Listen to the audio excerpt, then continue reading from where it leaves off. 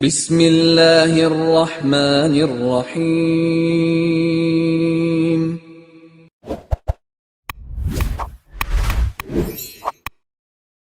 السلام علیکم ورحمۃ اللہ وبرکاتہ۔ الحمد للہ وکفی وسلام علی عبادہ الذین اصطفی، اما بعد۔ حاضرین و ناظرین، یہ درس حدیث نمبر 298 ہے اور آج کا عنوان ہے ہر نبی کو اپنی قوم کی زبان میں بھیجا گیا۔ روایت سماعت کیجیے، ترجمے کے بعد تشریح کی جائے گی۔ بسم اللہ الرحمن الرحیم۔ عن ابی ذر رضی اللہ عنہ قال قال رسول اللہ صلی اللہ علیہ وسلم لم يبعث اللہ نبیا الا بلغت قوم، رواہ احمد۔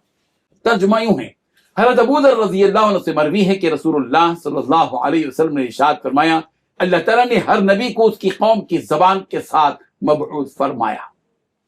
بزرگان محترم، اس حدیث کو ہم غور سے سنیں، سمجھیں کہ دین کی تبلیغ کے لیے آسانی کا اصول پروردگار نے یہ بنایا ہے، عملی طور پر، پریکٹیکل طور پر، کہ پروردگار نے جتنے بھی نبیوں کو ان کی قوموں کی جانب نبی بنا کر بھیجا، رسول بنا کر بھیجا، تو اللہ تبارک و تعالیٰ نے اس قوم کی زبان کو جاننے والا پیغمبر بھیجا تاکہ دین کی باتیں لوگوں کے دل و دماغ تک آسانی کے ساتھ پہنچ سکے۔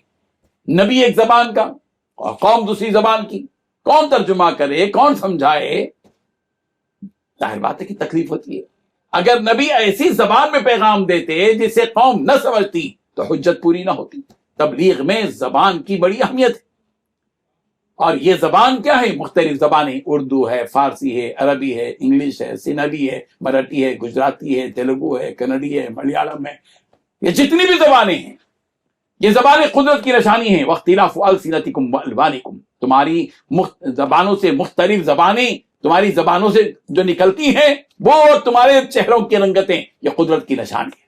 اللہ تبارک و تعالیٰ نے دین کی تبلیغ کے لیے جن انبیاء کا انتخاب کیا اور جن قوموں کی طرف ان کو بھیجا گیا، پروردگار نے ان قوموں کی زبانوں کا جاننے والا بنا کر بھیجا۔ قرآن مجید میں بھی یہ بات سورہ ابراہیم کی آیت نمبر 4 میں ہے، وَمَا أَرْسَلْنَا مِن رَّسُولٍ إِلَّا بِلِسَانِ قَوْمِ لِيُبَيِّنَ لَهُمْ، ہم نے کوئی رسول نہیں بھیجا مگر اپنی قوم کی زبان کے ساتھ بھیجا تاکہ وہ ان پر اچھی طرح باتوں کو واضح کر دیں۔ اور یہ آیت بھی اس حدیث کی تائید کرتی ہے کہ پیارے پیغمبر صلی اللہ علیہ وسلم نے ارشاد فرمایا کہ ہر نبی کو اپنی قوم کی زبان کا جاننے والا بنا کر اللہ تبارک و تعالیٰ نے بھیجا ہے۔ یہ فہم کے لیے، سمجھ کے لیے، سمجھانے کے لیے، بات کو پہنچانے کے لیے، دلوں تک پہنچانے کے لیے یہ ایک بہترین طریقہ ہے کہ جس کی زبان ہو وہ زبان اس علاقے کی زبان میں اس کو سمجھایا جائے۔ یہ حدیث اس زمانے کے علماء، اس زمانے کے دین کے داعی حضرات کو بھی، ان کے بھی سینے کو کھولتی ہے اور بتاتی ہے کہ اپنے علاقے میں جو زبان چل رہی ہے اس علاقائی زبان کو بھی سیکھنا چاہیے تاکہ اس علاقائی زبان کے ذریعے سے دین کا یہ پیغام ان تک پہنچایا جا سکے۔ اللہ کرے کہ ہم سب کو ان حقیقتوں کو سمجھنے کی توفیق عطا فرمائے۔ آمین وآخر دعوانا ان الحمد للہ رب العالمین۔